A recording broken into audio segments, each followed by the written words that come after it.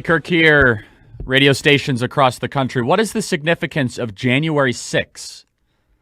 On January 6th, the Electoral College results go in front of the United States Congress. It is the last step of, quote-unquote, electing a president.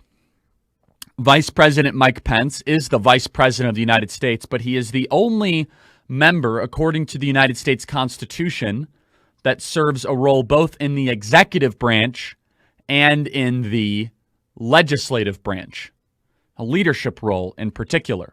He is both the Vice President of the United States and the President of the United States Senate. The Vice President of the United States oversees regular business in the U.S. Senate and also is a tie-breaking vote. If you remember, during the impeachment fight, Vice President Pence, the president of the Senate, actually oversaw the vote, the roll call vote. It was not Mitch McConnell, it was Mike Pence. So because of this, Mike Pence oversees the submission and the acceptance of these Electoral College results. Vice President Pence, constitutionally, likely has the power to challenge and push back against many of the irregularities and results from a lot of these states. About that lawsuit, John, that Brittany's referring to, that's Congressman Louie Gommer, who is suing Vice President Pence to overturn the will of the American people. And it's going to go before a Trump-appointed federal judge in Texas.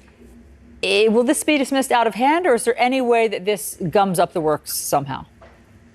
This lawsuit is a crackpot lawsuit filed by a crackpot member of Congress, and it's going straight in the trash can. Don't know how fast. Maybe there's some preliminary step in which a Trump-sympathetic judge moves it along.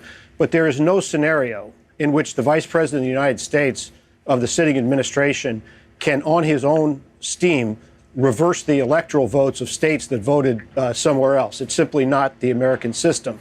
But this indicates the lengths to which some members of the Republican Party are willing to go to try to either performatively demonstrate to Trump supporters that they're with them and willing to fight, to raise money from them, to gain a profile, or maybe some of them are actually crazy enough to believe that these things are possible, but they're not possible, and that's why Joe Biden's going to become president.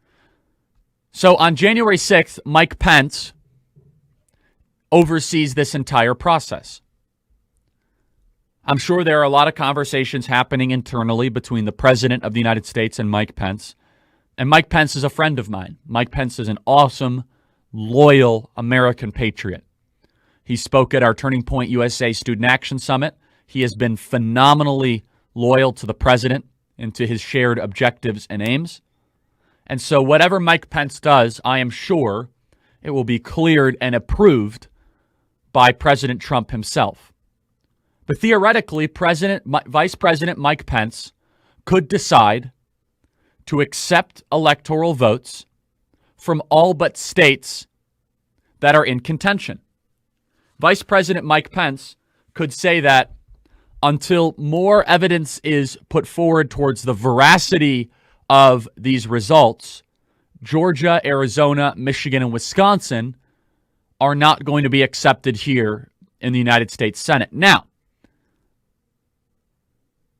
the world would probably metaphorically and literally blow up. I think we all know that. Now, in addition to that, on January 6th, it is the constitutional deadline for members of the House and members of the Senate to object against the results. Congressman Mo Brooks, Congressman-elect Madison Cawthorn, Congressman Matt Gaetz, amongst others, I think Congressman Louie Gommer as well, have already pledged to object to the Electoral College vote tabulation in the House of Representatives.